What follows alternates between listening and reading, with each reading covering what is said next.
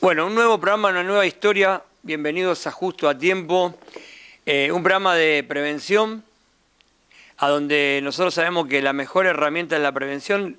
Y siempre decimos que es lo más barato, ¿no es cierto? Y lo más sano. O lo más sano y lo más barato.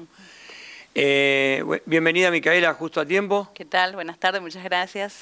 Nosotros siempre, bueno, te explicaba antes y me gusta, ¿no es cierto?, hacerlo en vivo porque nos gusta que el programa sea de prevención y también empezar en la raíz. Como siempre decimos, que el que entró en consumo, el que tuvo problemas de consumo, no es o la depresión también, no viene de casualidad.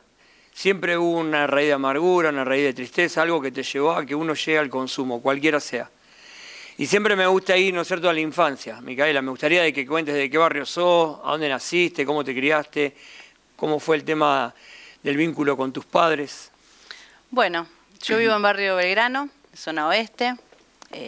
Me crié con mi mamá, con un papá fallecido, con un hermano muy presente, dos hermanos presentes, perdón, hasta que, bueno, a los 4 o 5 años, mi hermano mayor tiene su hija y, bueno, se me hizo un poco una mezcla ahí. No me daba cuenta, eso lo descubrí de grande, ¿no?, que había sentido el mismo abandono que sentí cuando falleció mi papá. Si bien era fallecido mi papá, yo no podía relacionar la muerte, yo lo relacioné al abandono.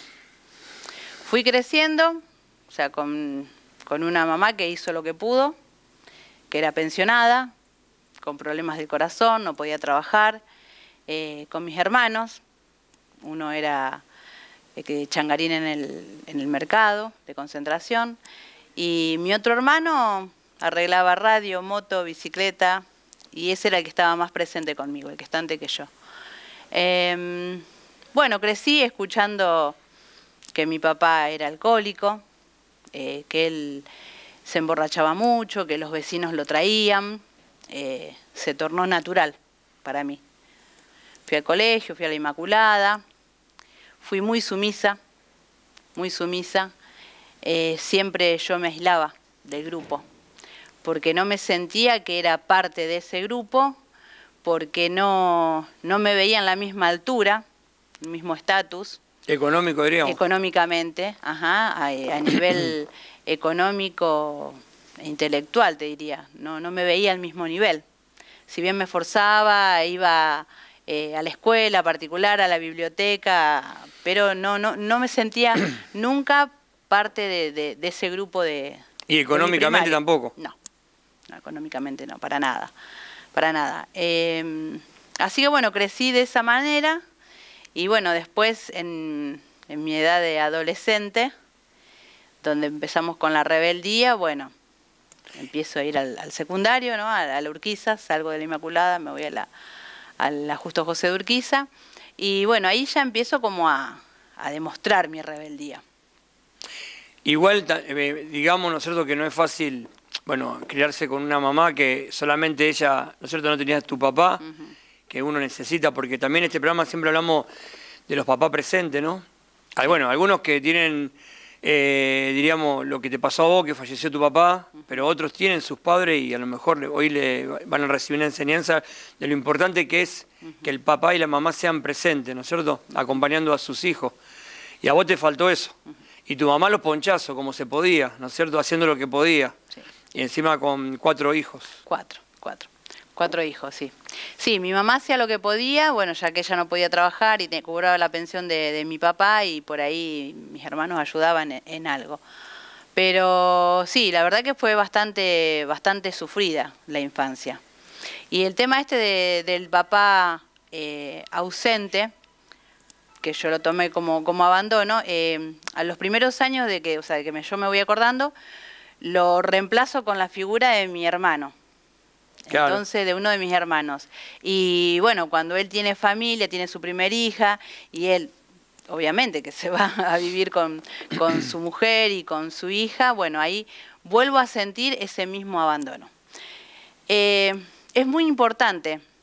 Yo hace 31 años que estoy con mi esposo. empecé a los 15 años, más allá de los problemas, para mí siempre fue muy importante que mi esposo, que más allá que nos hayamos peleado, separado en alguna que otra vez, para mí siempre fue muy importante el lazo del papá con los hijos. Porque yo había vivido en carne propia lo que era querer tener un papá y no tenerlo. Buscar identidad en un hermano que es una figura paterna en la casa y que después vuelvo otra vez a perderlo. Entonces, para mí era sumamente importante. Que eso es lo que hoy por hoy también, en lo que yo siempre me estoy enfocando. Cuando hablamos de prevención, cuando hablo de familia, cuando hablamos de acompañamiento, cuando hablamos de vínculos, de renovar, de restaurar lazos, siempre presente está el padre. Porque entendí que es necesario para una crianza sana. A veces nos encontramos con familias que tienen el papá o el matrimonio está y ese papá está presente y totalmente ausente. Y he escuchado muchas veces que dicen, no sé para qué está. Y a lo mejor ese no sé para qué está somos nosotras, a lo mejor en el rol de esposa, que parece como que no significará nada, cuando para un hijo significa un montón de cosas. La mamá es esa que abraza, ¿no? Esa que protege, esa que cubre, pero el papá es aquel que forma carácter. Entonces yo creo que es muy importante en la crianza, en una familia, que a pesar de muchas circunstancias, siempre se trate de seguir adelante. Y de seguir ese diseño, porque en vano no fue ese diseño, no se armó ese diseño porque se armó. Dios lo creó perfecto y circunstancia va a haber siempre. Pero para mí es muy importante el vínculo del padre con los hijos. Qué importante, qué lindo mensaje que deja, ¿no es cierto?, la perseverancia con el matrimonio, porque tampoco el matrimonio es todo color de rosa, todo tranquilo. Son distintos procesos, pero bueno, yo creo que cuando está Dios en el asunto es otra clase de matrimonio, otra clase de amor, porque el amor es distinto. Pero bueno, seguimos, ¿no es cierto?, en tu proceso de, ¿no es cierto?, de adolescente, que cuando más uno, ¿no es cierto?, cuando más duele el no tener el papá y que la mamá se tenga que ocupar del trabajo y de tantos hijos, y la crianza prácticamente sola, también en un lugar donde vos, no sé si llegaste a sentir discriminación por tus amigos, también porque ellos estaban mejor económicamente, que eso también muchas veces no lo tienen en cuenta. Bien, la droga no hace excepción de si tenés plata, no tenés plata, si sos radical, si sos peronista, ¿no es cierto?, avanza y destruye, es lo que hace. Pero nosotros lo que tenemos que vivir cotidianamente en la pobreza no es lo mismo que el que tiene, lamentablemente, económicamente está más o menos estable. Aunque yo hoy te puedo asegurar que me manejo en este territorio, a donde hay gente que tiene muy bien económicamente y lamentablemente lo están padeciendo y sufriendo lo que es el tema de las adicciones.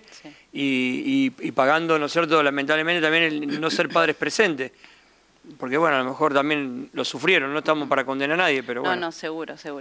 Sí, yo en el tema del... Sí, que lógico, no estamos para condenar a nadie, ¿no es cierto? Yo creo que ese papá que no supo ser padre, que todavía lo está intentando, es que tampoco en algún momento supieron ser padres con él y así sucesivamente. Entonces es como aquel que no sabe ser hijo y quiere ser padre, pero todavía no aprendió a ser hijo. Entonces como que hay ciertas pautas que ir acomodando. No digo de respetarlas, porque no es como una ley, sino que yo creo que cuando uno hace una sanidad interior, ir buscando esas etapas que fueron dañadas, esas etapas que están detenidas, que a veces se anclaron en algo de un pasado que yo no sané, que creí que lo había sanado, pero que en realidad no lo sané. Entonces como que quedo almáticamente arraigada con eso, que algo que me pasó. Falta de perdón y un montón de cosas que no termino nunca de cerrar y de solucionar. Yo empecé a tomar alcohol. ¿A qué edad? A los 15 años.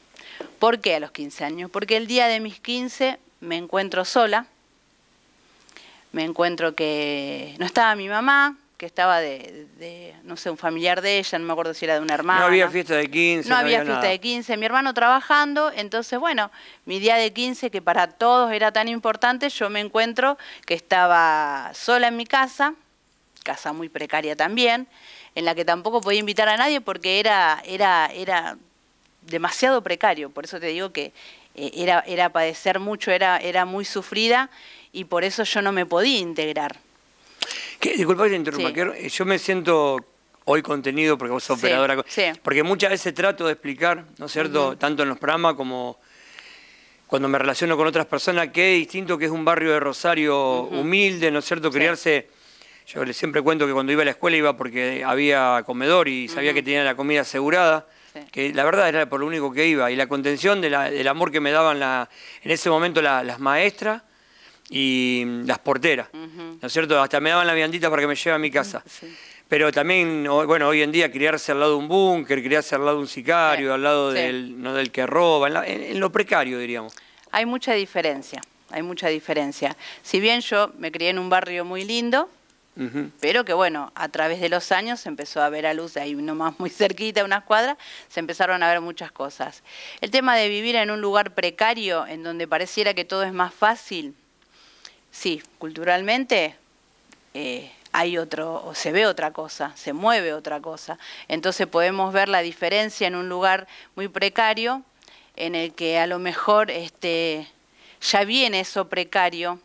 Y lo hablo, ¿sabe qué? En espiritualmente también. Porque estas son cosas que arrastramos espiritualmente.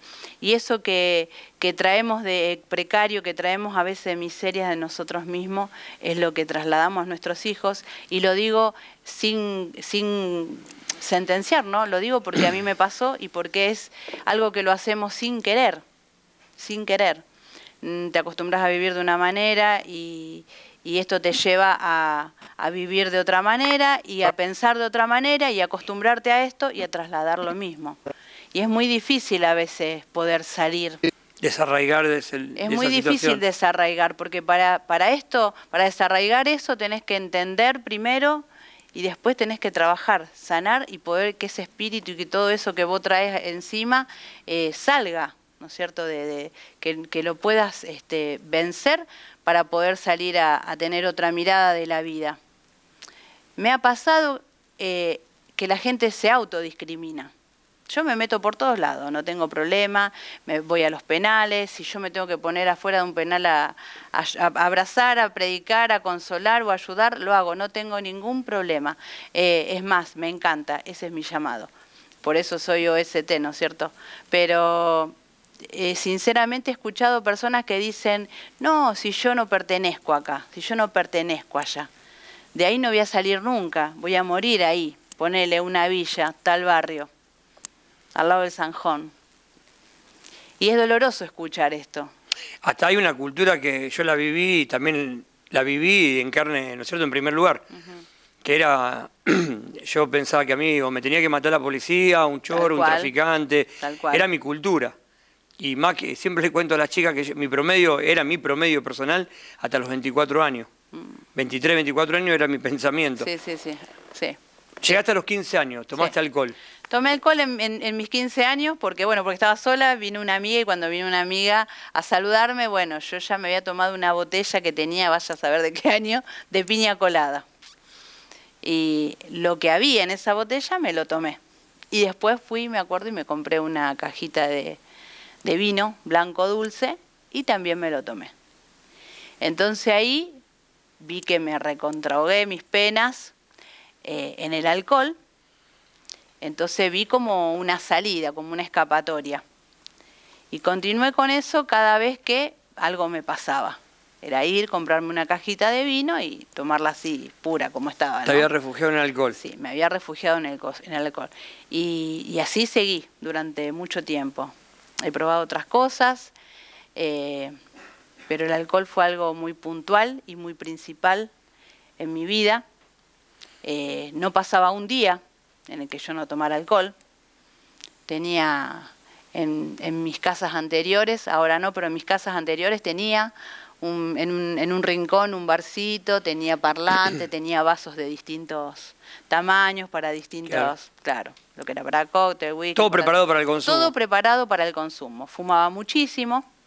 Es como que, viste, soy una persona que voy en contra del alcohol, pero alcohol cero. Sí. Muchas veces me toca a lo mejor confrontar, porque viste que está el que dicen que la adicción no problemática, para mí no existe. Sí, sí. Yo soy una persona que la adicción es toda problemática. Sí. Puede ser el juego, puede ser el alcohol, el porro, el cigarrillo, lo que pinte, siempre digo, es camino de muerte. Sí, tal cual, tal cual. Es el todo o nada, es como vos decías antes. Yo a los 24 años me pensaba que iba a durar hasta ahí, porque nosotros nos exponemos de esa manera, a todo o a nada. Entonces nuestro pensamiento empieza a cambiar. Nosotros mismos nos autoboicoteamos, nos acortamos la vida, nos alargamos. Encima agarra a un preadolescente, a un joven, ¿no es cierto? Vulnerable, o mujer o hombre, quien sea, y lo agarra el alcohol o lo agarra cualquier clase de consumo, y se lo agarra para él, lo atrapa, lo esclaviza. Exactamente, exactamente. Vivimos esclavos de la sustancia que sea o a lo que nosotros nos sentamos que estamos siendo adictos de eso. Mica, ¿sabés por qué te digo? Porque mucho se hace en esta región, ¿no es cierto? Y en distintos lugares de Argentina, bueno, que a los 14, 15 años no pasa nada, y los padres como que festejan que el hijo vaya al boliche o a una previa y se alcoholice. No saben en lo que están dejando. No, la verdad que realmente no saben o sea, la confianza que están poniendo en un lugar equivocado. Porque hoy por hoy, viendo las cosas que uno ve, nosotros que ya venimos de vivir muchas cuestiones desde nuestra infancia a las etapas que se fueron desarrollando a través de los años, nosotros hoy por hoy entendemos que no. Pero hay gente que confía, se juntan todos en grupito en la esquina y toman algo y después se van al boliche. Y bueno, y ahí es como es la boca del lobo. El kiosquito de la esquina, la juntita del barrio, y así comienza. Todo muy sutil, con un porro, que es social, que es un tiempo, que es solamente los fines de semana, después se empieza a hacer un consumo ya un poquito más masivo, que es semanal, después te encontrás con que el chico fuma flores, fuma marihuana y fuma nevado y fuma de todo lo que encuentra, de lunes a lunes, y a veces también se hace imposible que, por ejemplo, esa mamá, ese papá, entiendan de que hay que intervenir porque es algo sumamente riesgoso ya en esa etapa. Y cuesta que tomen conciencia de que no podemos tener confianza en todo lo que a veces los chicos con 14, 15 años nos dicen. Yo lo viví, yo a mi mamá le decía cualquier cosa y me voy para allá y me iba para allá. Le vendía fantasma a tu mamá y tu mamá cualquier compraba. Cosa, exactamente. Así que bueno, ¿cuántos años tuviste con el alcohol? ¿Vos llegaste a consumir cocaína después? Cocaína, sí, consumí. ¿Pero a los cuántos años? Para que se entienda también, porque bueno, el alcohol... Sí. Es una adicción que te atrapa y te mata sin tener que consumir cocaína ni marihuana. Pero bueno, también es camino a la droga madre, sí. Yo digo, como la marihuana, ¿no es cierto? Yo digo que el alcohol es el paso número 1. Yo en primer lugar me refugié atrás del alcohol. Atrás del alcohol, después ya de grande, de ciertas circunstancias que por ahí pasaba en mi familia, con mis hijos, mi esposo, qué sé yo. Cosas que yo no quería ver, que prefería seguir tapándolas. Entonces pruebo la cocaína. Peor error que pude haber hecho, obviamente. Qué bueno que lo diga de esa forma, ¿no es cierto? Sí, el peor error. Porque la verdad que quizás no le hacía mal a nadie sabía, nadie me veía, pero yo me estaba haciendo mal a mí misma. No es solamente lo que destruyo luego, más allá que después, ¿no es cierto?, hay otro tema que es más complejo y que es la iniquidad, pero me estoy destruyendo a mí misma. Yo todo lo que vaya a hacer, lo que quiera mejorar, yo tengo que entender que primero es para mí misma. Yo no puedo salpicarle nada a otro que no tenga. Si tengo cosas malas dentro mío, lo que voy a salpicar son cosas malas. Pero si yo estoy en una restauración, si yo me estoy recuperando, si yo me estoy restaurando de algo en lo que entendí que yo me estaba haciendo mal, primeramente me voy a hacer bien yo, y ahí sí voy a salpicar de cosas buenas. Porque primeramente lo tomé para mí. No sirve hacer esto por otros. Esto lo tengo que hacer por mí. Tengo que cambiar por mí, tengo que salir por mí, tengo que salir adelante por mí. Cuando yo lo hago por mí y estoy yo después en otra posición, cumpliendo todos los roles que tenía que cumplir como corresponde, entonces ahí sí empiezo a hacer cosas por el otro. También se explica que una persona en consumo se hace una familia tóxica, Sí. sea que esté en consumo o que no esté en consumo, la familia te quiero decir. La familia se hace tóxica porque, a ver, empiezan a haber distintos ritmos de vida. Entonces, yo, por ejemplo, vivía de noche, o sea, vivía de día y vivía de noche. Entonces, empieza a haber otro tipo de manera de vivir. Entonces, la casa se pone más pesada, todo. Se desordena. Es más, mi juntita fue siempre la juntita que tuve en la adolescencia en la esquina. Ya no era más la barrita de la esquina. Estábamos en mi casa. Ya estaban instalados ahí. Entonces ya era, claro, el grupete de siempre, ya no en la esquina, pero sí en alguna casa. Mica, ¿cómo fue que conociste a tu marido? ¿A qué edad? Y a él lo conocí a los 15 años, éramos justamente amigos de esa barrita en la que nos juntábamos a los adolescentes. En ese tiempo estaban los videoclubs, entonces quedan los videojuegos, bueno, ahí nos juntábamos y bueno, y ahí éramos amigos, después bueno, empezamos a tener onda, como dicen ahora los chicos, y después bueno, terminamos noviando. Después de 2 años y 8 meses nos fuimos a vivir a un departamento en calle Pellegrini y Castellanos, y bueno, comenzamos nuestra historia de amor. Tuvimos nuestro primer hijo, después tuvimos una nena, y después de 11 años volvimos a tener otra nena, y otra chiquita que tiene 12 años. Ellos, para mí, representaban todo.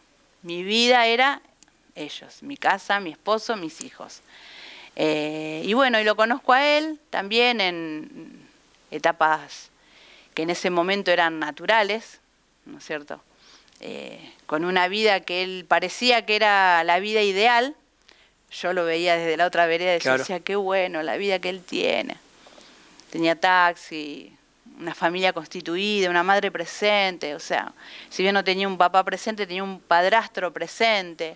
Yo decía, me enamoré de él y me enamoré de esa familia. Que bueno, después cuando la empezás a conocer te das cuenta que no, que no era... Que no todo lo que brilla es oro. No, que no era así. Y bueno, continuamos con él, continuamos a pesar de un montón de cosas, muchísimos problemas entre nosotros, separaciones, estábamos un tiempo separados. A todo esto estaba el consumo siempre entre medio. El consumo sí, ya de grandes te diré, ya de grandes. O sea, el consumo del alcohol siempre fue para nosotros, que no lo veíamos como consumo. Era normal para nosotros comprarnos, y mirá lo que te voy a decir, un cajón de cerveza y que ese cajón de cerveza nos dure 2 días. O sea, eso era normal para nosotros. Y lo que hoy se normaliza. Claro, tener bebida alcohólica era normal para nosotros. No, ¿cómo nos iba a faltar? O sea que estábamos totalmente cegados. Y ese consumo viene de grande. Que por eso digo, lo peor que pude haber hecho porque no tenía sentido para nada. Pero hay mucha gente que también empieza a consumir, hoy más ahora que antes, a consumir de grande. Sí. Sí, yo creo que a veces no... O sea, agotás el recurso, por ejemplo, yo agoté el recurso del alcohol y dije, bueno, a ver, ¿qué onda esto? Porque justo estoy pasando por esta y otra y tal cual situación y a ver, le voy a meter esto. Y después te das cuenta que no era por ahí, que no era el camino.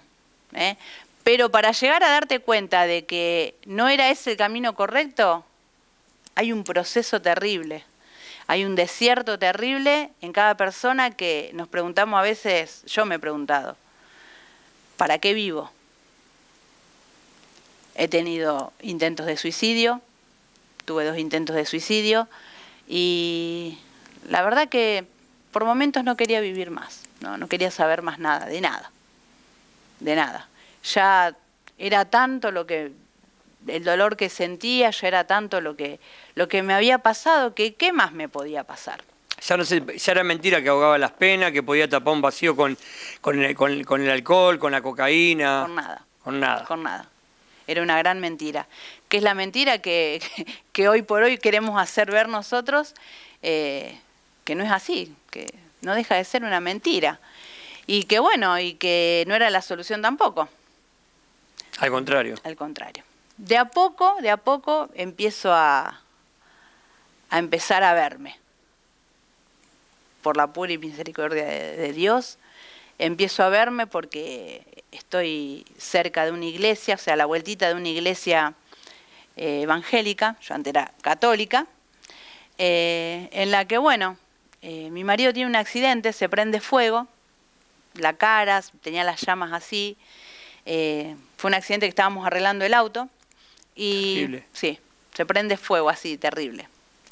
No te voy a contar los testimonios de él porque espero que algún día te los cuente él. Que lo venga pero él a contar. él De tiene, una, está bueno. sí, testimonio de, sí, ya va a venir. Y bueno, y esta gente vivía ahí cerquita también, a 2 casitas mías. Nunca había tenido contacto con ellos, pero sabían que era de la iglesia. Y bueno, ellos vinieron a socorrernos, en primer lugar, sobre todo a brindarnos su apoyo en oración. Entonces, yo empiezo a sentir algo especial, no sabía qué era. Pero como yo era católica, yo me iba a la iglesia ahí de Nuestra Señora de Fátima, Cristo Rey, iba a la iglesia ahí los domingos.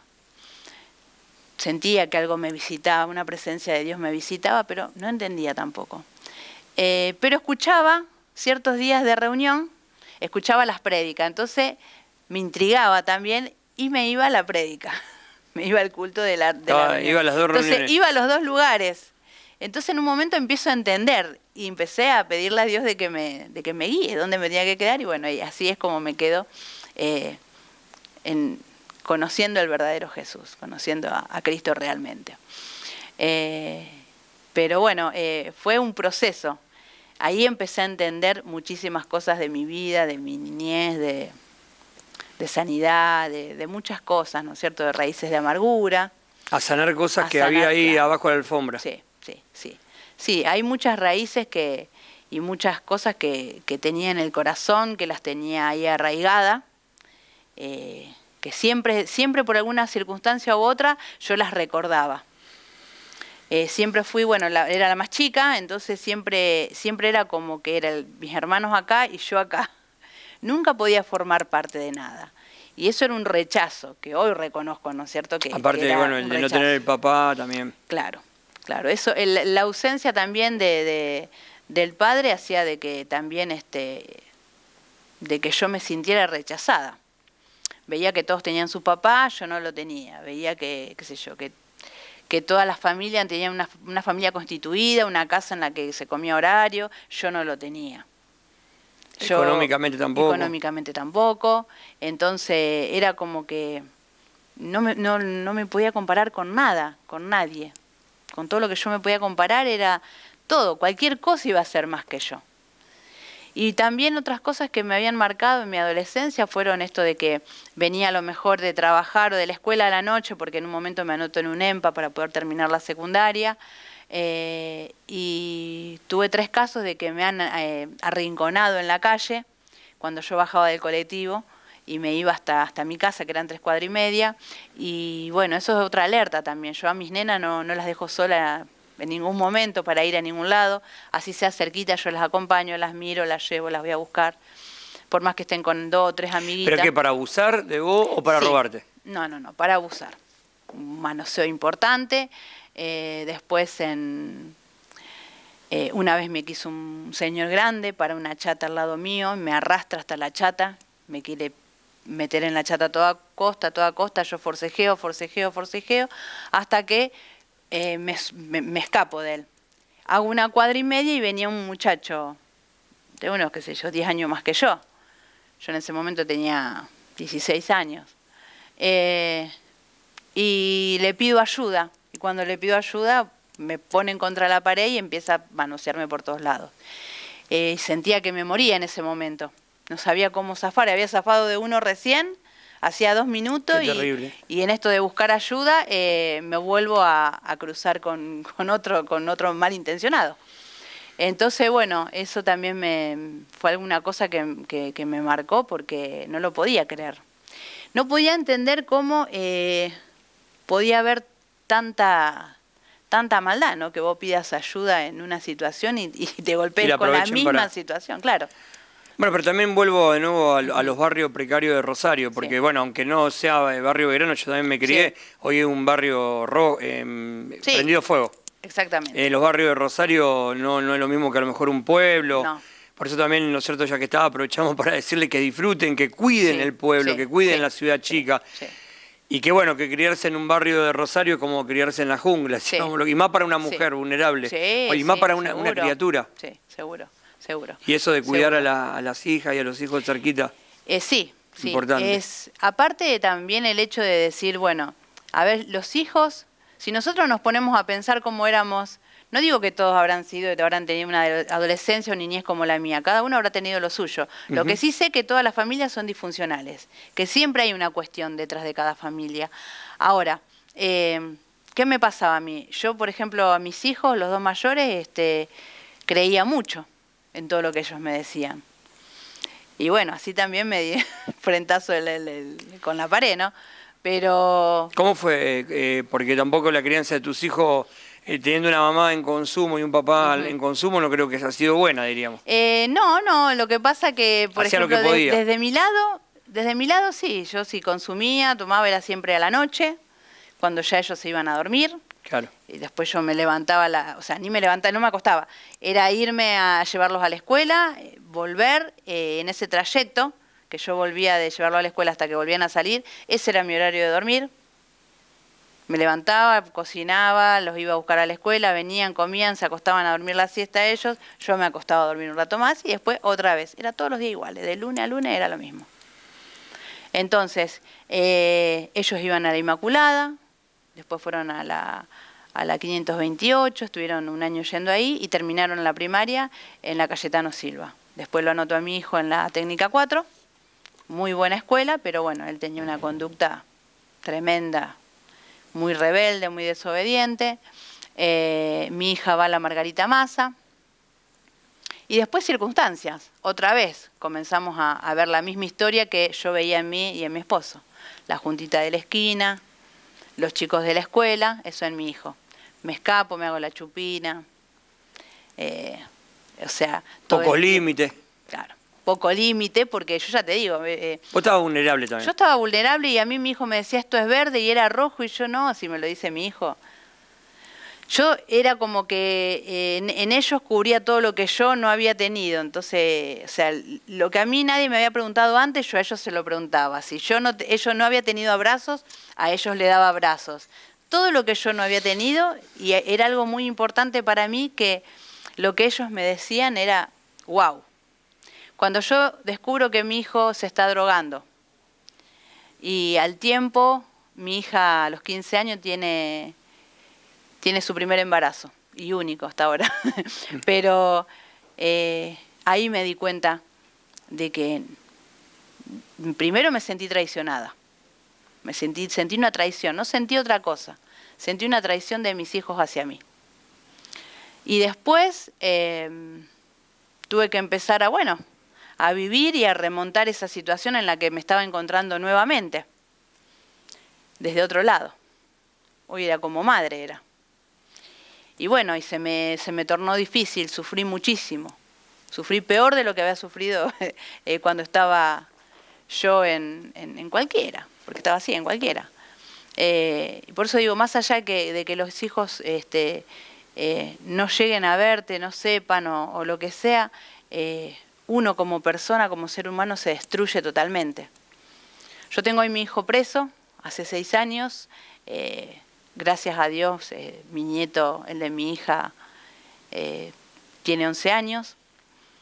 A mi hijo lo veo de vez en cuando, él se casó ahí adentro, tiene un bebé de 2 meses, o sea que ya tengo 2 nietos, y me duele a veces ver la vida de él, con tanto, ¿no es cierto?, a todo ritmo como ellos quieren vivir. Y si bien fue importante todo lo que yo les pude haber dado, viajes, cariño, colegios, ir a los clubes, hacer deporte, tener una vida social, qué sé yo, salir al parque, salir a tomar un helado. Mi esposo siempre me ayudó con los chicos, siempre presente con sus hijos. Buscamos los 4 hijos, ninguno de los 4 hijos que tenemos fue accidentalmente. Buscamos cada uno de nuestros hijos, los planeamos.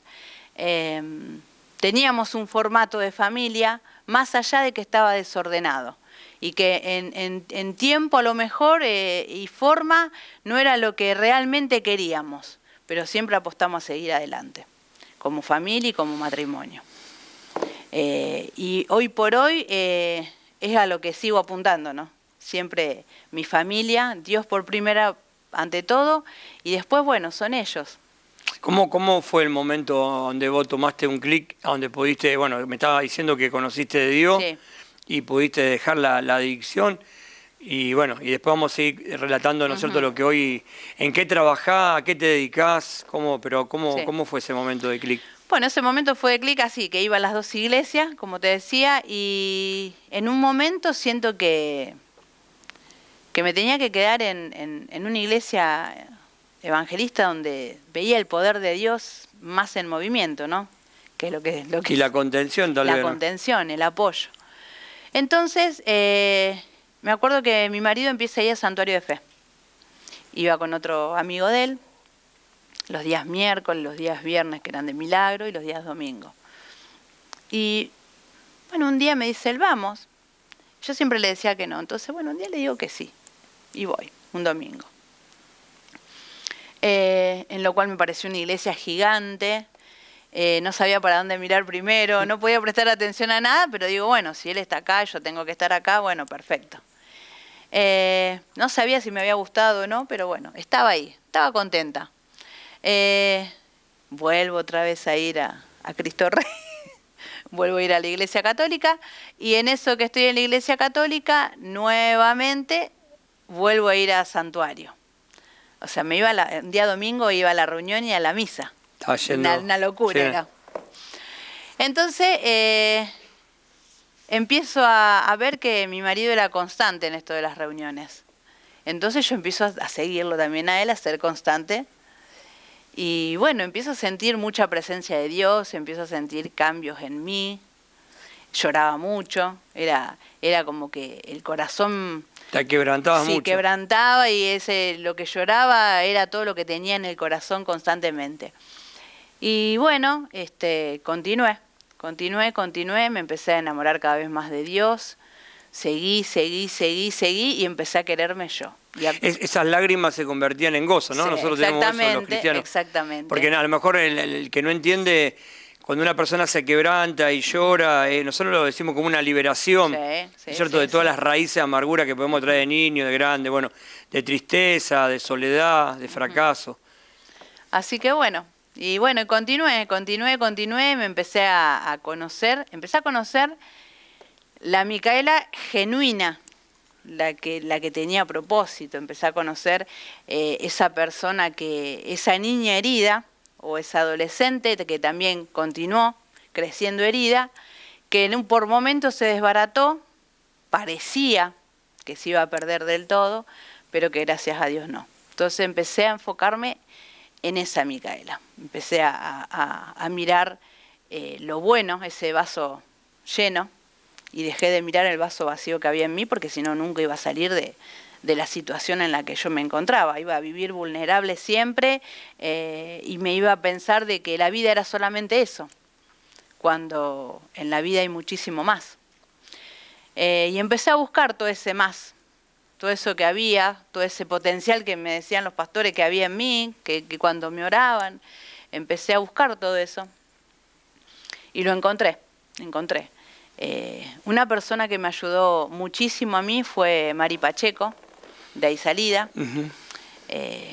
Fue una persona que constantemente me estaba hablando por teléfono, me estaba invitando a las charlas, me invitaba a los grupos, y era una persona en la que hasta el día de hoy es mi referente.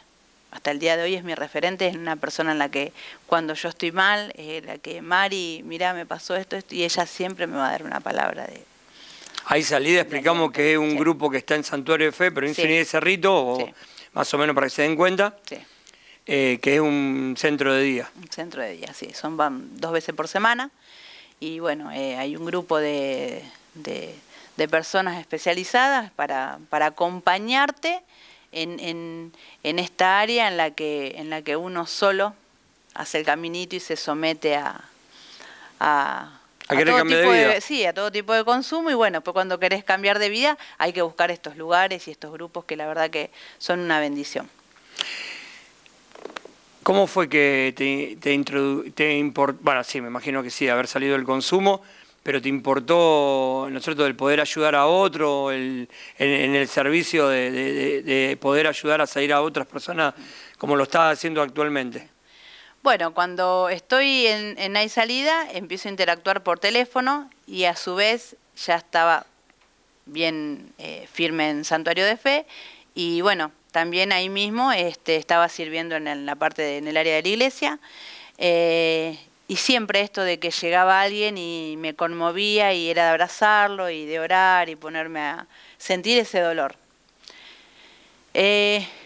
Empiezo a hacer el Instituto Bíblico, Emanuel, ahí también en Santuario de Fe, hasta que un día en segundo año me toca una profe nueva, que no era nada más ni nada menos que Marita de los Reyes. Entonces nos empieza a dar una materia. Teníamos que trabajar en grupos, en ronda, y me dice, te toca adicciones. Yo dije, no, porque justo a mí adicciones, Marita.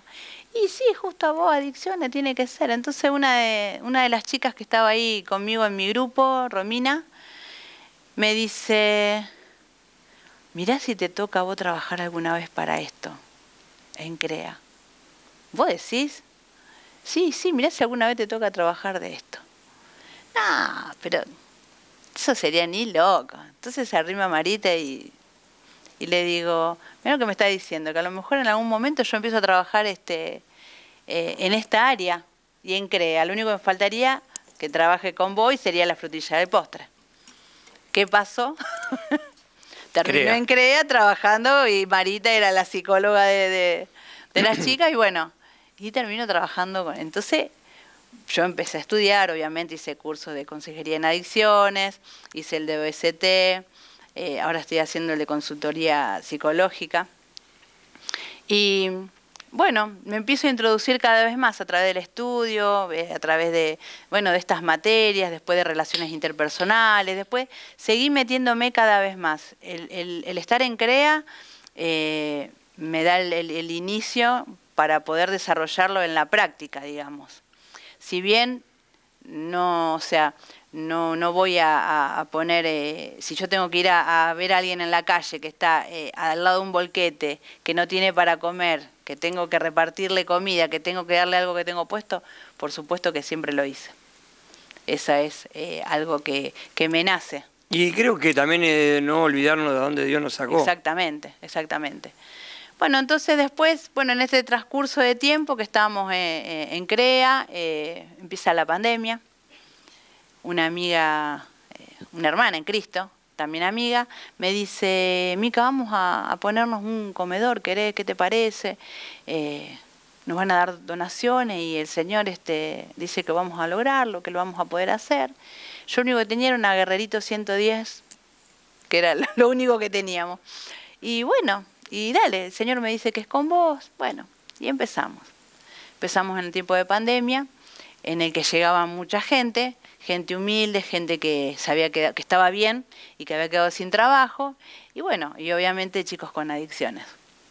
Entonces era acariciarlo, abrazarlo, darle cariño, darle su ración de comida, que en ese tiempo estábamos dando nosotras solas 105 raciones de comida, sí, con donaciones, andamos en la motito recargadas. Allá nos dan 1 kilo de menudo, allá 1 kilo de alitas, allá nos dan 3 kilos de arroz. La fe con obra era. Era todo así. Sí. Activando. Era activando todo el tiempo la fe. Y bueno, y eso también fue como que iba siempre encauzándome hacia el mismo lado. Y bueno, y así continúo, hasta que bueno, un día estoy en la iglesia, había una palabra que realmente me atraviesa. Entonces paso de estar en CREA a empezar a trabajar a Regénesis. Excelente lo que vivo diariamente ahí. ¿Cuánto hace ahora que está en Regénesis? En Regénesis hace 1 año y medio que estoy.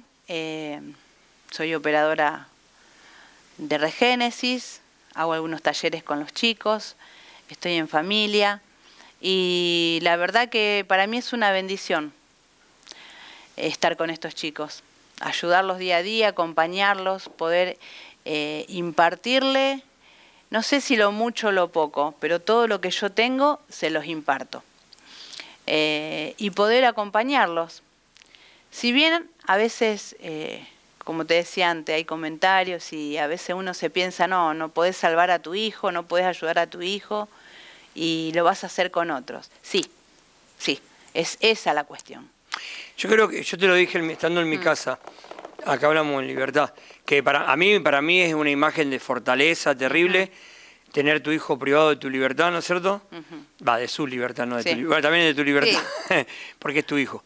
Y porque bien cuando yo estaba privado de mi libertad me decían, yo cuando recibo a Cristo digo, sí, yo me siento en libertad. Y me sentía en libertad la primera vez en mi vida que en preso, Mario Lartigado decía que estaba en libertad. Todos me miraban los policías, los presos, como estaba loco.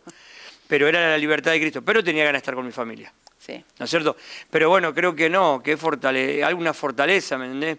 Que vos teniendo tu hijo privado de tu libertad y cosas que estás viviendo, hoy estés fortaleciendo las manos, ¿no es cierto?, de otros chicos, o de otra familia, o de otra mamá, de otra esposa, que vos le decís, se puede salir de la adicción y bueno, acompañá. Sí, seguro. Y Dios te usa. Sí, exactamente. Se puede salir, hay que conocer lo que estamos haciendo, los chicos los que están internados tienen que conocer qué es lo que están haciendo, los chicos que están haciendo ambulatorio tienen que conocer qué es lo que están haciendo, la familia tiene que conocer y entender lo que está haciendo. Es muy importante entender porque a veces nos pensamos que la familia es funcional, no, toda familia, como dije antes, es disfuncional. Cada casa es, como dice el dicho, es un mundo y hay un trasfondo atrás de cada persona. Hay un trasfondo atrás de cada familia. No podemos decir solamente, no, mi familia es perfecta y fulanito, que es el que se droga, es la oveja negra. No podemos sentenciar a la persona porque si consume es por algo. Hay un trasfondo. Hay un trasfondo detrás de la persona. Lo que pasa es que a veces se la rotula de tantas cosas a la persona queda rotulada por esto y nunca podemos sacar esto, este paréntesis con todos los rótulos y ver que hay una persona atrás, una persona que le dolió, que sufrió, que sintió. Entonces, no es una justificación para aquel que se droga, pero sí tengo que entender que hay un trasfondo, que hay una herida muy vieja, como a mí, como a vos, desde muy pequeño, y que eso empieza a crecer. Y asimismo se empieza a acrecentar la rebeldía, consumo, desobediencia y un montón de cuestiones más. Mientras voy creciendo, al mismo tiempo va creciendo toda esa situación. Entonces, ¿se puede salir? Sí, se puede salir, claro que sí. ¿Qué hace Regénesis para poder sacar a una persona de la adicción? Nosotros en lo terapéutico y en lo espiritual nos abocamos todo el tiempo. Todo el tiempo enseñamos de que las circunstancias van a seguir existiendo, que las circunstancias no van a cambiar, sino que el que tengo que cambiar soy yo. Tengo que apuntar a un cambio personal, no puedo esperar que el resto cambie. La familia, en las reuniones de familia también tiene que entender que necesita ayuda. No es solamente el familiar que está internado o que está haciendo ambulatorio, es la familia completa. Porque a su vez están todos dañados, no es que solamente es la persona que está transitando. Es lo que decimos, una familia tóxica, sería una familia lastimada. Una familia lastimada, una familia que no funcionó como todas las familias. Antes se escondía todo abajito de la alfombra y ya está. Después, ya no se puede esconder más. Ya no se puede esconder más nada. A ver, el mismo sistema te lleva a que todo se muestre. Por eso tenemos que tener cuidado con nuestros hijos. Si tenemos chicos que están 9, 10 años, 11, 12, 13, que empiezan el secundario, es donde más tenemos que estar en alerta. Donde no debemos por ahí creer tanto lo que ellos nos dicen, porque ellos también a su vez son manejados por el sistema. Claro. ¿Que dónde está el sistema? El sistema está en la escuela, el sistema está en el club, el sistema está en la calle, en mi vecino, en el colectivo, en las redes. El sistema está metido ahí, entonces yo tengo que ser yo ahí la que estoy filtrando todo el tiempo. ¿Cuántos papás que creen que porque su hijo pasa 4 o 5 horas en la habitación, estás, ¿no es cierto?, con el celular. Ah, no, Está protegido. Está protegido y está, está al acecho de los, no solamente de la pedofilia, ¿no es cierto? No solamente de los jueguitos también, que es una adicción. Sí, hoy por hoy sí, los chicos están totalmente metidos en esos jueguitos y se olvidan de todo, de comer, de ir al baño, de todo, porque ¿Está prendido, Ezequiel? porque están sumergidos dentro de una pantalla. Atrapadísimos ahí. Atrapadísimos, sí. Así que fijemos qué hacen nuestros hijos, ¿no? Exactamente. En la pieza 4 horas, 2 horas adentro de la habitación, encerrado con un celular. Sí. Encerrado. Vulnerable a la pedofilia, vulnerable a la adicción del juego. A todo. Hoy por hoy se ve mucho el casino ese que es online y los chicos quieren probar y los chicos se meten y muchas veces he escuchado de mamás que los hijos le han gastado a lo mejor toda la plata que tenían en sus aplicaciones por querer pagar algo de un juego. ¿Y cuántos años tiene el chiquito? 9, 10 años. Entonces es un llamado de atención, sí, es un re llamado de atención, es una alerta impresionante. ¿Para quién? ¿Para la criatura que tiene 9 años? No, para mí como mamá, como papá, como hermano. Entonces hay algo que me está haciendo así, una luz roja, presta atención en esto, presta atención en esto. Salgamos de las comodidades que a lo mejor te da que vos le des el celular a tu hijo y que quede atrapado adentro de la pieza. O bueno. Sí. Aparte hay que implementar esto como antes. Muchas veces se dice, no, esto sí, porque antes sí. Bueno, empecemos a implementarlo de antes, porque era muchísimo más sano. Ir a jugar a la pelota con la criatura, ir a caminar, ir a mirar vidrieras, a tomar un helado, lo más natural, lo más sanito, lo mínimo posible. Sí, ir a un arroyo, al río, hay un montón de cosas que se pueden hacer. Porque si no, los chicos mismos también te llevan a esto. Vamos al shopping, me quiero comprar. Todo consumo. Es todo consumo. O sea, no hace falta que sea una sustancia o que sea alcohol para yo estar consumiendo algo. Si yo me quiero ir a comprar todos los días algo al shopping, bueno, en algo estás consumiendo vos eso. Bueno, cosa que aprendí, ¿no es cierto?, que hoy en Regénesis, que lo aprendí de Malvina, cuando fui operador comunitario, ella era la directora, sigue siendo la directora, sí. Muchos años, ¿no es cierto?, que bueno, los adolescentes que iban, que terminaban internado, adentro de sus cajitas tenían 3, 4 perfumes y seguían manipulando a la familia se dejaba manipular con tal de que ellos estén adentro del centro de rehabilitación y bueno, había que reeducar a la familia para explicarle que no tenían que dejarse más manipular, no tenían que comprar más perfume, más zapatillas, ¿no es cierto? Y al chico enseñarle que no hacía falta tener 3, 4 perfumes, que seguía haciendo consumo. ¿Cuántas cosas que enseña Regénesis? Sí. ¿Cuánto que se necesita un centro de rehabilitación? Bueno, nosotros como decimos siempre, ¿no es cierto? Reeducamos a los chicos, los ayudamos, se tienen que volver a adaptarse a lo que es el diseño original. Por eso Regénesis. Regénesis significa volviendo al diseño original. Por eso tiene ese nombre la institución. Que ellos vuelvan al diseño original implica un montón de esfuerzos, que ellos también tengan que hacer y que tengan que entender. Ahora, la familia hay que también reeducarlas y volverlas al diseño original. Por eso recién te decía de que volvamos a lo más viejito, ¿no? Andá a jugar a la pelota, a lo básico y normal. A lo básico y normal. ¿Por qué? Porque si no esto termina siempre siendo así, como vos lo decías, una manipulación desde la persona que está del residente hacia la familia. La familia generalmente le cuesta muchísimo entender que está siendo manipulada. La familia te dice que no. La familia te dice que no son codependientes. Sí son codependientes. Sí son codependientes. Emocionalmente, terrible. Entonces, hay que reeducar a la familia para que pueda entender esto, que tengo que empezar a poner los no y los límites que nunca le pude poner. Un ejemplo hoy a mi hijo. Está internado en Regénesis y bueno, a ver, ¿qué hago? Tengo que ponerle límites y no.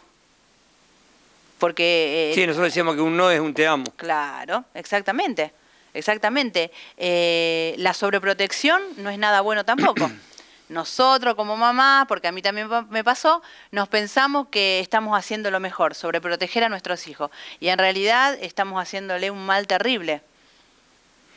Mica, sí. Bueno, acá hay muchas familias que están viendo, ¿no es cierto?, el programa, justo a tiempo. Bueno, también justo a tiempo tiene un significado, ¿no? Sí, yo creo que todos los días imagino. es justo a tiempo, pero Todos justo los hoy días. es el día a donde que vos estás a través de tu vida, que sos operadora comunitaria de salud mental en adicciones, que ya tenemos un día, gracias a Dios, ¿no es cierto? Sí. El Día del Operador. El Día del Operador, gracias a Dios, se hizo el pedido y bueno, ya tenemos el día, que es el 10 de febrero, el Día de los Operadores Socioterapeutas.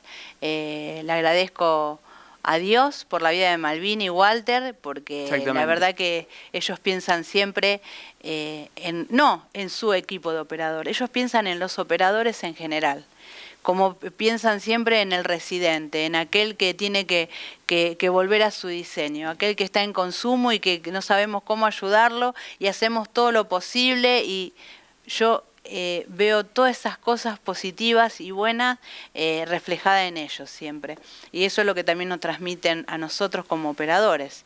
A vos, en tantos años que los conocés a ellos, como a mí, en todo este tiempo que llevo conociéndolos, ahora que llevo trabajando en ese lugar, y es ver día a día el amor de Dios y verlos a ellos como siempre tiran para adelante. Y no solamente hablo de regénesis, sino en sus vidas, como matrimonio, son como esos referentes a seguir, ¿no? Ese modelo a seguir, que todos los días los vemos diariamente como también ellos, ¿no es cierto?, se esfuerzan por sus hijos, por sus nietos, por regénesis, por su familia, por su matrimonio, por el trabajo, por sus casas, y esto es todos los días, justo a tiempo, como decir, todos los días, justo a tiempo, que llegó el Señor y bueno, y que nos rescató. Somos todos tizones arrebatados del fuego, y le doy gracias a Dios por eso, le doy gracias Zacarías 3. Sí, le doy gracias a Dios por el lugar. Para mí es de privilegio,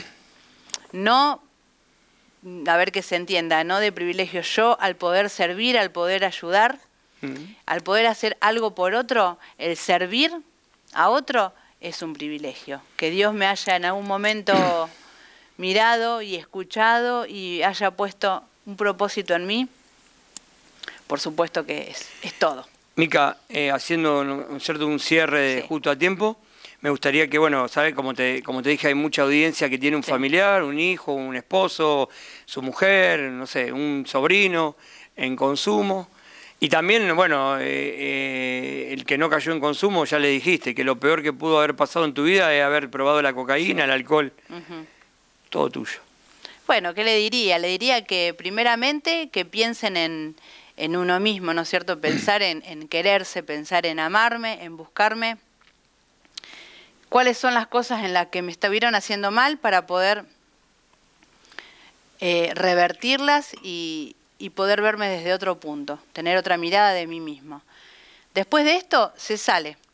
Hay que tener una precaución, hay que tener prevención de esto, hay que todos los días autoexaminarse, hay que todos los días seguir adelante, avanzar, aferrarse primeramente de Dios y segundo, creer en nosotros también, porque a veces no creemos porque nadie cree en nosotros. Como nuestra familia no cree, como mi mujer no cree, entonces yo me quedo con eso. Y no, hay mucho más para hacer. Yo nunca me rendí, siempre seguí adelante, siempre avancé y siempre traté de buscar lo mejor de mí, a pesar de que estabas a lo mejor en las peores condiciones, pero siempre buscaba de seguir adelante, de buscar la manera de cómo salir adelante. Hay lugares, hay grupos, hay personas como Mario, como yo, como Regénesis, como Malvina, como tantos lugares en los que se los puede ayudar. Simplemente está en lo que nosotros queramos hacer. Si estás consumiendo y querés salir, busca ayuda. Lo peor que podés hacer es callarte la boca, no querer hablar y no compartir esto que te está pasando. Si sos papá, si sos mamá de una persona que está en consumo, si sos hermano, no importa cuál sea el vínculo. Si querés ayudar, pedí vos ayuda, mostrale que hay otra cara de la realidad, que esto que está pasando puede mejorar muchísimo más y que más aún que se puede salir del todo. Te lo dice una recuperada, con un recuperado de todo, de adicciones, y que, bueno, que encontramos el lado lindo de la vida. Bueno, Mica, yo siempre brindo con agua, que lo que me parece algo limpio. Por supuesto. Bueno, algo sano. Y aparte, bueno, también quiero brindar por tu vida, por tu marido, por tus hijos. Gracias. Por una mujer valiente, guerrera, que tiene su hijo privado de su libertad, y mientras espera el proceso, ¿no es cierto?, que lo está esperando a tu hijo, ¿no?, que salga en libertad, sí, ayudaba a muchos jóvenes, a muchas personas con problemas de adicción a salir de esa esclavitud, de ese infierno que tuvimos que vivir nosotros dos. Así que te felicito y gracias. Me siento honrado de parte de Dios por tu vida. Amén, amén, gracias. Gracias por la invitación.